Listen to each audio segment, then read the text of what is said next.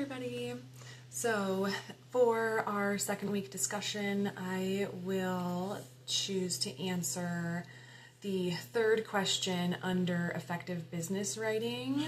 So that is, how do nonverbal cues play a role in written communication? So nonverbal cues in written communication, that was talked about on page 4 of that chapter. And that's going to include the words that we use within an email, within a letter, within whatever form of written communication we're deciding to use, whatever channel we're deciding to use. The signature, how you decide to close out your email and put, best or sincerely or kind regards, in health. There's so many ways that you could sign off an email. And then some people will decide to have like a signature at the bottom. For my work email, I have, my qualifications, I have my position and the business that I work for. It's all, everyone in the business has the exact same one, so it's nice and uniform.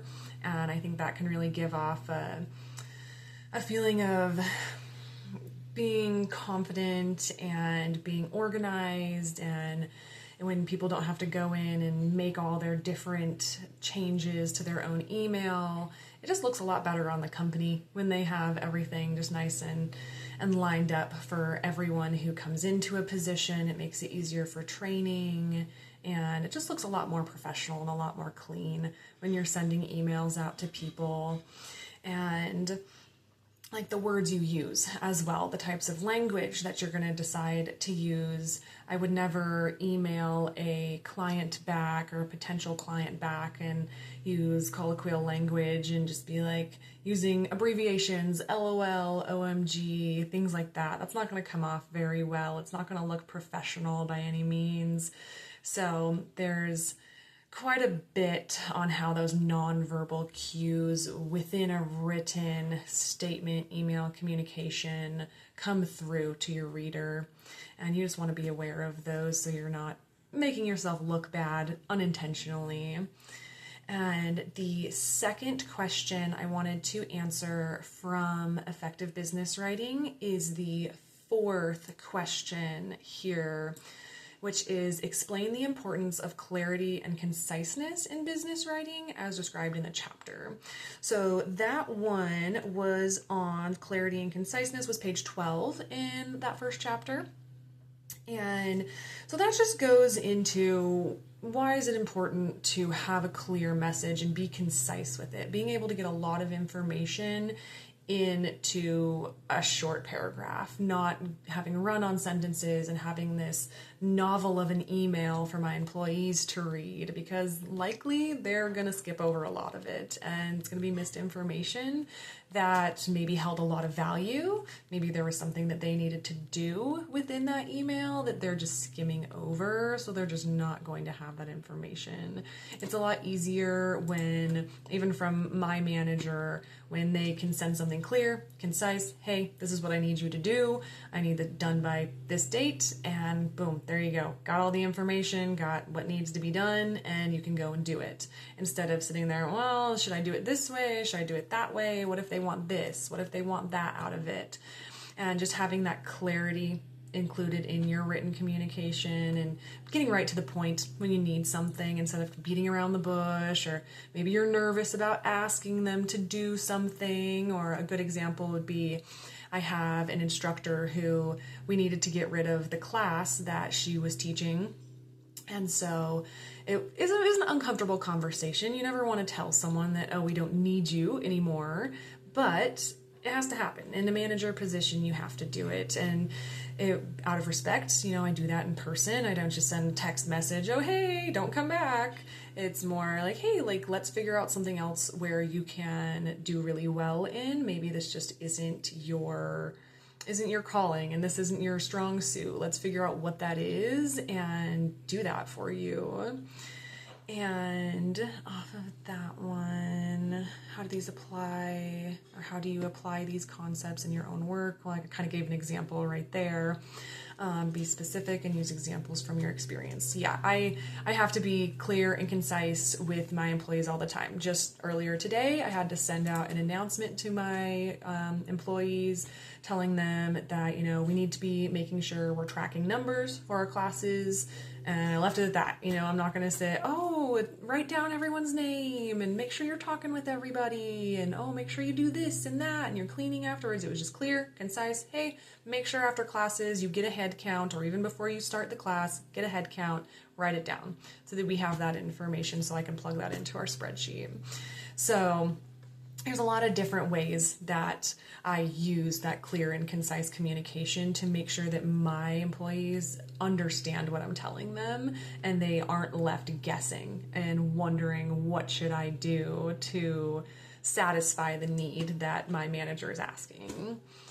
So that is the 2 for effective business writing chapter. And then going into writing preparation, I chose to answer the 3rd one listed on here. So that is, how do critical thinking and overcoming biases play a role in preparing for business writing, and reflect on an experience where acknowledging these biases could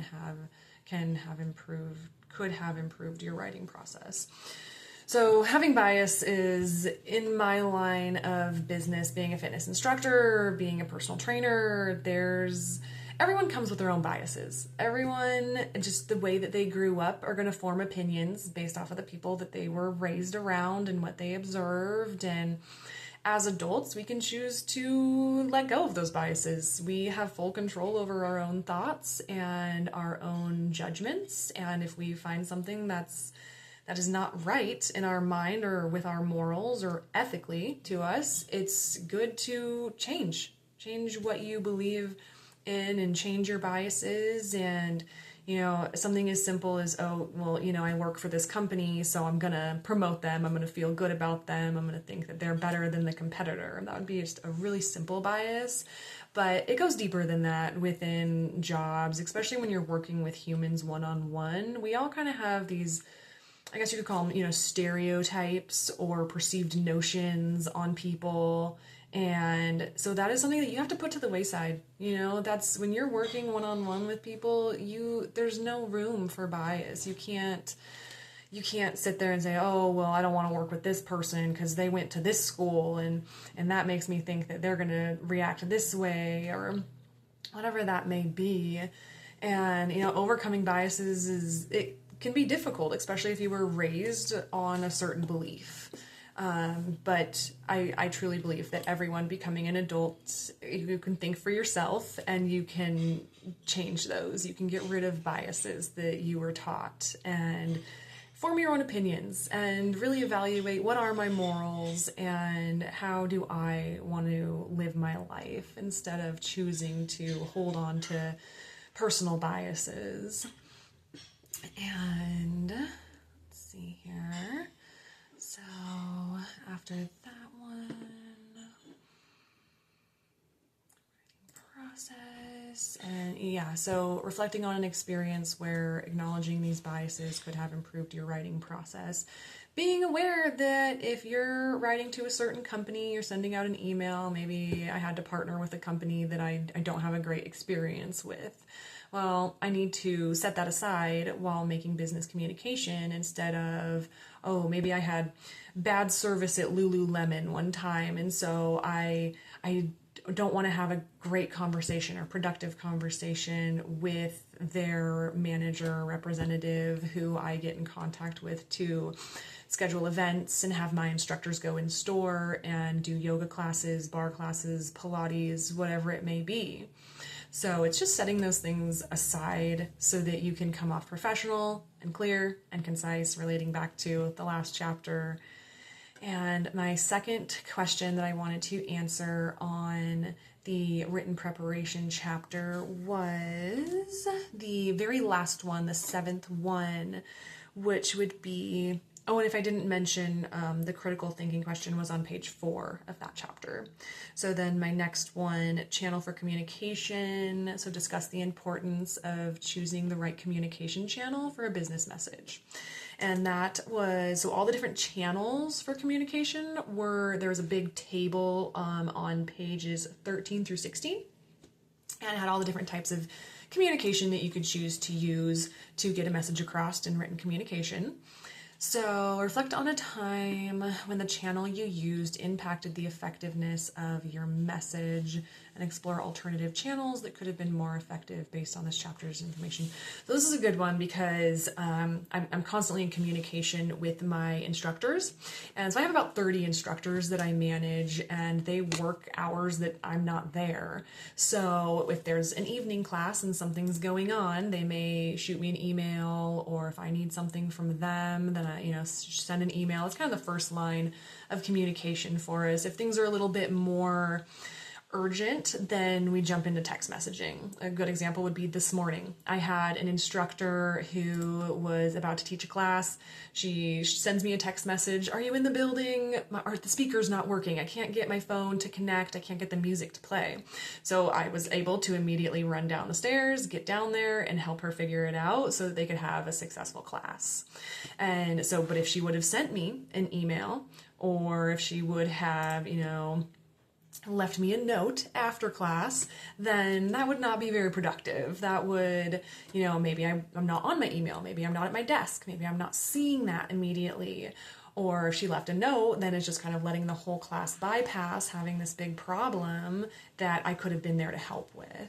So the avenue of which you choose, the channel, of what you choose to send your written communication it definitely plays a big role in the effectiveness of that. And okay, that about finishes up my questions for this discussion. Thank you guys.